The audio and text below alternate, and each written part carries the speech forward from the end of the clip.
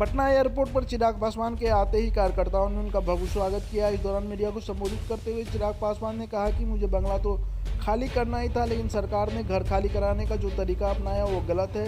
मेरे पिताजी की तस्वीरों को फेंक दिया गया। चिराग पासवान ने कहा, मैं चिराग हूँ, मेरा कोई ठिकाना नहीं है, मैं हर जगह रोशनी फैलाता रहूँगा। मैं संघर्ष का रास्ता चुना हूँ। मुझे बंगला और मंत्रालय का लालच नहीं है। अगर होता तो मैं उन शक्तियों के सामने नतमस्तक हो जाता और सारी सुख सुविधाएं भोगता। मैं अपने सिद्धांतों को नहीं छोड़ा। मुझे व्यक्तिगत तौर पर बड़ी बड़ी शक्तियों के द्वारा बहुत लालच दिया गया, लेकिन मैं 21 सदी का पढ़ा लिखा नौजवान हूँ। मैंने जब अकेले चुनाव लड़ने का फैसला किया तभी पता था कि बहुत सी कठिनाइयाँ सामने आएगी, लेकिन मुझे अपनी चिंता नहीं है।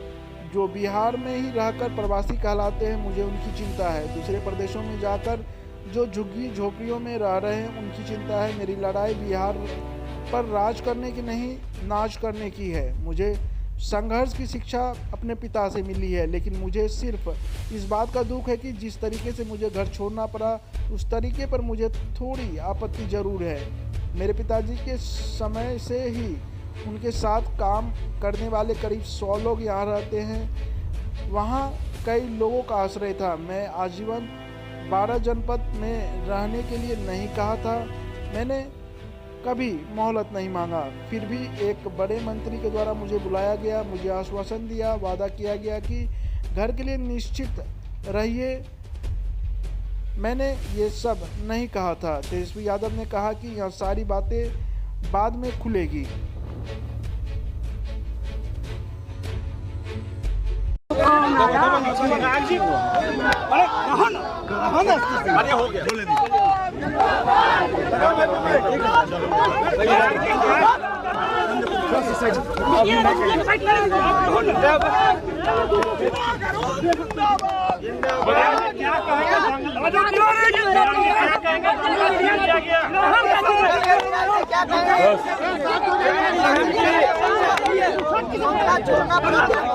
शांत हो जाए, शांत। जी आप पूछे।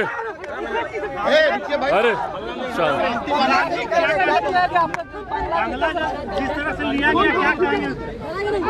देखिए भाई, मैं चिराग हूँ और चिराग का अपना कोई ठिकाना नहीं होता, पर वो जहाँ जाता है रोशनी फैलाता है। मेरी लड़ाई भाई, जब मैंने ये संकल्प लिया था, जिस दिन मेरे पिताजी अस्पताल में थे और उनका निधन हुआ, मेरे लिए सबसे आसान परिस्थिति थी उस वक्त कि मैं मौजूदा शक्तियों के सामने नतमस्तक होता, अपने सिद्धांतों से समझौता करता, मेरे पिताजी के विचारों को मिट्टी में रौंद देता और उसके बाद दुनिया भर की ऐशो आराम, सुख सुविधाएं, सहूलियतें मुझे परोस कर दी जाती। भाई आज मैं कुछ जगह पढ़ रहा था कि चिराग पासवान को निपटा दिया गया। भाई चिराग पासवान ने खुद संघर्ष का रास्ता चुना है। अगर मुझे बंगले का लालच होता या बंगला, मंत्रालय, यही मेरे लिए अगर लक्ष्य होता, तो ईमानदारी की बात है भैया, जो रास्ता मैंने चुना उस रास्ते को मैं नहीं चुनता। मैं नतमस्तक होकर रहता इन तमाम शक्तियों के सामने और हर उस सुख सुविधाओं का, ऐशो आराम का मैं लाभ उठाता जो बदले में मुझे दी जानी थी। खैर अभी बातें खुलेंगी तो बहुत दूर तक जाएंगी। बताने की ज़रूरत नहीं है कि मुझे व्यक्तिगत तौर पर क्या क्या लालच तमाम बड़ी शक्तियों के द्वारा नहीं दिए गए। अगर मुझे अपना लालच होता, मुझे बताइए ना, कोई भी बुद्धिमान व्यक्ति इस बात को मानेगा।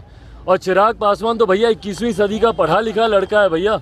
मुझे नहीं पता था कि जब मैंने 2020 में अकेले चुनाव लड़ने का फैसला किया, तो मैं इस बात को जानता था कि आने वाले दिनों में मेरे सामने क्या क्या कठिनाइयाँ नहीं आएंगी। और ये बंगला तो भाई बहुत छोटी सी चीज़ है। मुझे अपने बंगले की चिंता नहीं है, मुझे उन लोगों के घर की चिंता है जिनके सर पर आज छत तक नहीं है। अपने ही बिहार के लोग जो बिहार में प्रवासी हैं, मुझे उनकी चिंता है भैया। जो दूसरे प्रदेशों में किराए के घर, किराए के मकान, संभवतः सड़क पर, चौल में, बस्तियों में अपना घर बसर कर रहे हैं, मुझे अपने बंगले की चिंता नहीं है, मुझे उनकी चिंता है कि उनको कैसे सह सम्मान हम लोग वापस बिहार लेकर आए, उनको यहाँ पर घर दिया जाए। मेरी लड़ाई उनके लिए, मैं तो बार बार कहता हूँ कि बिहार पर राज करने की मेरी लड़ाई नहीं है, मेरी लड़ाई बिहार पर नाश करने की है। अपनी सुख सुविधाओं की मेरी लड़ाई नहीं है भैया। संघर्ष मुझे विरासत में मिला है और यही संघर्ष मुझे विरासत में मिला है। जो लोग बोलते हैं ना नेपोटिज्म, नेपोकिड, नेपोटिज्म के नाम पर, लेगेसी के नाम पर मुझे ये संघर्ष दिया गया है जो मैंने अपने पिता से सीखा। मेरे पिता भैया 89 के बाद से आप सब लोग कहते हैं कि भैया मंत्री कोई भी, प्रधानमंत्री कोई भी वो मंत्री रहे, पर 89 से पहले का संघर्ष किसने देखा उनका? 69 में पहली बार वो विधायक बने थे। 20 साल तक संघर्ष किया तब वो उस लक्ष्य पे पहुंचे। संघर्ष करने से मैं डरता नहीं हूँ। डरता तो ये कदम मैं नहीं उठाता, डरता तो मैं नतमस्तक होता तमाम उन शक्तियों के सामने। पर हाँ, दुख है मुझे, तकलीफ है मुझे कि जिस तरीके से इस घर को खाली कराया गया। भाई ये घर आजीवन मुझे नहीं चाहिए, मैं उस लायक भी नहीं हूँ कि आजीवन आप मुझे दें। और मेरा परिवार कानून का पूरा सम्मान करता है भैया। मैंने कभी नहीं कहा कि 12 जनपद मुझे आजीवन के लिए दिया जाए, ना मैं उस लायक हूँ, ना मुझे उसकी ज़रूरत है। भाई वैसे भी मुझे बिहार की राजनीति करनी है। अगर मैं ब्लैक एंड वाइट शब्दों की बात करूँ, बिहार मेरा प्रदेश है, बिहार मेरी कर्म भूमि है। मुझे बिहार के लिए संघर्ष का रास्ता मैंने चुना है, बिहारियों के लिए संघर्ष का रास्ता चुना है। दिल्ली में घर बंगले की मुझे अगर होती तो 50 साल तक मेरे पिताजी दिल्ली में रहे, उन्होंने वहाँ की राजनीति की। अभी तक हम लोगों ने दिल्ली में अपना कोई ना कोई घर तो बना ही लिया होता। कम से कम खुशी है मुझे इस बात की कि लोगों को इस बात का तो पता चला, जो भ्रम फैलाते हैं कि भैया 50 साल आपके पिता मंत्री रहे।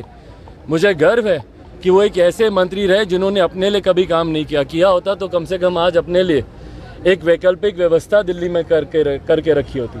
अपने नाना नानी के घर पे मैं रह रहा हूँ और मुझे उसमें कोई दिक्कत नहीं है भैया।